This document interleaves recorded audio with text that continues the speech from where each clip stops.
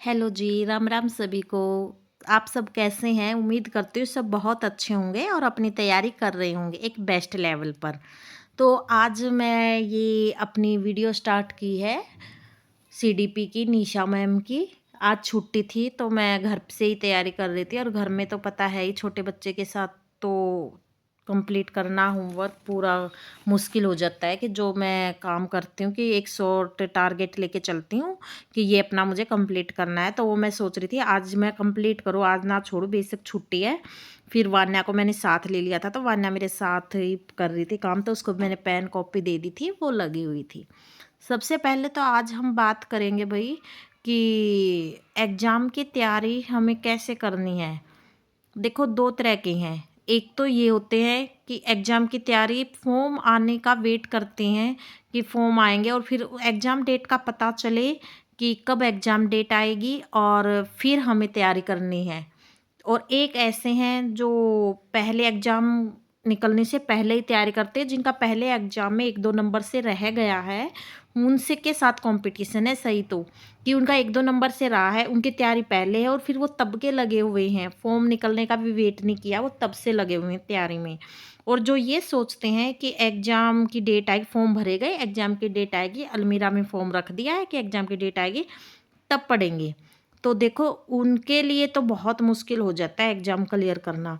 सबसे पहले हमें यही देखना है कि एग्ज़ाम चाहे कभी भी हो, लेकिन हमें अपनी तैयारी बेस्ट लेवल पे पहले से ही स्टार्ट कर देनी है और उसी तरीके से करनी है कि हमें सिलेक्शन लेना है। सबसे पहले हमें ये देखना है कि जो हम एग्ज़ाम देने वाले हैं, जैसे अब हरियाणा का टेट देना है, सीईटी का देना है, तो सबसे पहले तो हमें ये देखना है कि एग्ज़ाम का लेवल क्या है। पीवाईक्यू उठा के देखने हैं। पीवाईक्यू देखो, जितना हम पढ़ते सिलेबस ऐस बहुत ज़्यादा होता है, ये नहीं है कि सारा हमारे माइंड में, जितना हम पढ़ते हैं उसका 20% ही माइंड में रहता है और रिवाइज़ ना करें तो ढंग से वो भी नहीं रहेगा माइंड में।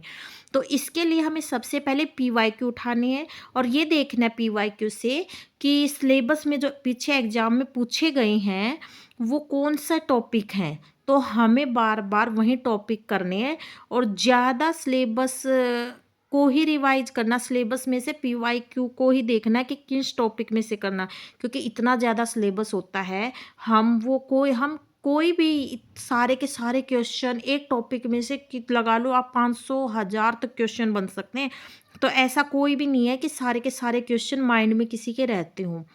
जिनका सिलेक्शन होता है वो एक बहुत स्मार्ट तरीके से ही सिलेक्शन लेते हैं कि वो देखते हैं, बहुत स्मार्ट स्टडी करते हैं कि किस तरह के क्वेश्चन सबसे ज़्यादा पूछे गए हैं, वो उन्हीं क्वेश्चन पे बार बार वर्क करते हैं। और ज़्यादा बुक ना पढ़ के कम बुक पढ़ो, थोड़ा लो और उसको बार बार रिवाइज करो। यही इसी से हम अपने सिलेक्शन की ओर बढ़ेंगे कि हाँ हाँ, यही काम करना है हमें कि पीवाईक्यू से ही हमें टॉपिक लेने हैं कि टॉपिक पूछे कौन से गए हैं।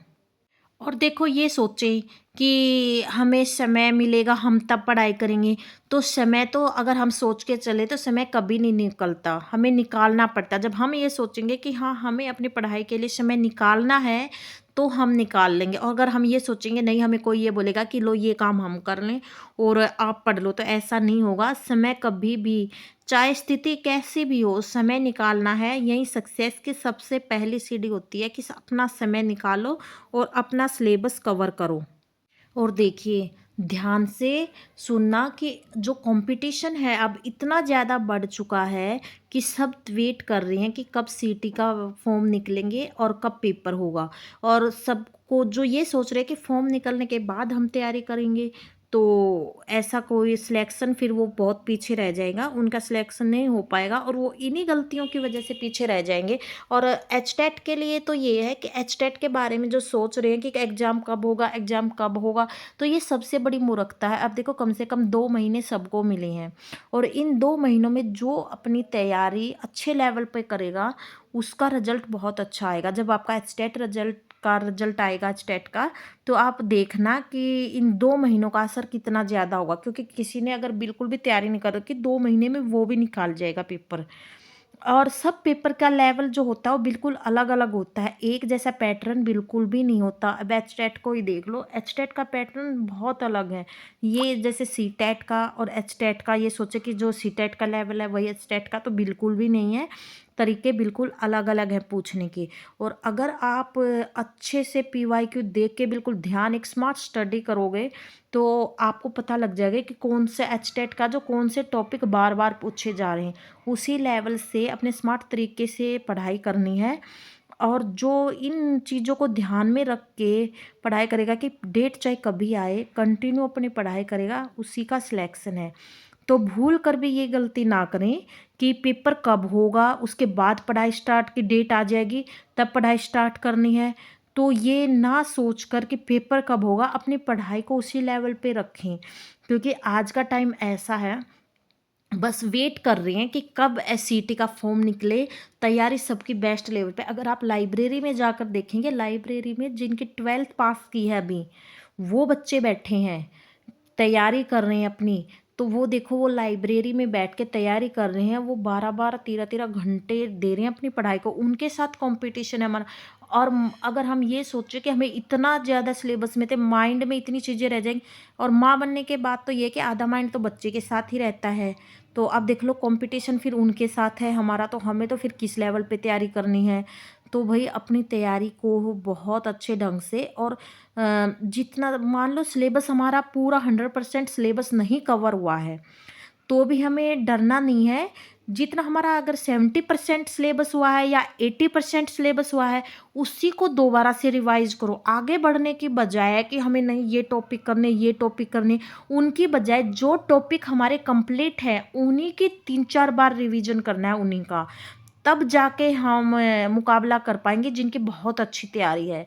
और अगर ये सोचे कि नहीं ये टॉपिक करने, ये टॉपिक करने, एक-एक बार करने हैं, तो एक-एक बार अगर आप कोई भी टॉपिक लेके चलोगे, तो हमारा जो माइंड है वो बिल्कुल भी नहीं रहेगा माइंड में कि हाँ, ये चीज़ें हैं। फिर हम 2 ऑप्शन ऐसे आएँगे, 2 ऑप्शन में हम कन्फ्यूज़ हो जाएँगे। अगर पक्का याद नहीं है, तो जो एग्ज़ाम वाला 2 ऑप्शन हमेशा ऐसे डालेगा कि उसमें कन्फ्यूज़न रहेगी कि हाँ, या तो ये है या ये है। और जो स्मार्ट तरीके से स्टडी करके गए हैं, वो कभी भी नहीं कन्फ्यूज़ होंगे कि कौन-सा, वो देखते ही बिल्कुल लगा देंगे कि टिक कि ये वाला आंसर है। तो हमारा मुकाबला ऐसे बच्चों के साथ है, जो पूरा-पूरा दिन लाइब्रेरी बैठ के पढ़ रहे हैं। तो हमें अपनी तैयारी को एक बेस्ट लेवल पर लेके जाना है, और अभी से टाइम बिल्कुल वेस्ट नहीं करना, अभी से पढ़ना है। और समय बिल्कुल भी कोई ये नहीं बोलेगा कि हाँ, आप बैठ के पढ़ लो, क्योंकि हमारी स्थिति जो है कि हाउसवाइफ, काम भी करना है, बच्चे भी सँभालने हैं, और अपनी जैसे मैं करती हूँ अपनी जॉब भी करनी है। तो हमें टाइम निकालना है, उस टाइम निकले हुए में ही अपनी पढ़ाई करनी है। और फिर हमें यही देखना है, हमें तो बिल्कुल स्मार्ट तरीका ही देखना है कि किस तरीके से हम पेपर को निकाल सकें। और जो सीईटी का पेपर होगा वो बहुत बड़े लेवल पे होगा, और उसका कंपटीशन बहुत ज़्यादा है अब की बार। क्योंकि जो पहले 1 या 2 नंबर से रह गए थे, वो उनका लेवल देखना, तैयारी का बहुत हाई लेवल है। और जो ग्रुप डी में लगे हुए हैं उनकी तैयारी बहुत अच्छी चली हुई है, क्योंकि उन्होंने पढ़ रखा है सब कुछ। वो ग्रुप सी में आने के लिए अपनी मेहनत कर रहे हैं, तो कंपटीशन उनके साथ है। तो बिल्कुल भी अपनी तैयारी को विराम ना दें, अपनी तैयारी कंटिन्यू रखें और आगे बढ़ते रहें। और कभी भी ये गलतियाँ कभी ना करें कि आज नहीं कल करेंगे, क्योंकि कल तो देखो कभी नहीं आएगा। अपनी तैयारी करते रहना है। और अगर तैयारी बहुत अच्छे लेवल पे एक बार हो जाती है, तो फिर चाहे कोई एग्ज़ाम हो, आप देखना सारे एग्ज़ाम क्लियर हो जाते हैं। लेकिन अपनी तैयारी को उसी बेस्ट लेवल की करना है हमें। हमें जो गलतियां हैं, वो गलतियां बिल्कुल नहीं करनी है, और अपनी तैयारी अच्छे से करते रहना है, गैप बिल्कुल नहीं देना है। ओके, अपनी तैयारी करते रहे, मिलते हैं नेक्स्ट वीडियो में। ओके, राम राम सभी को।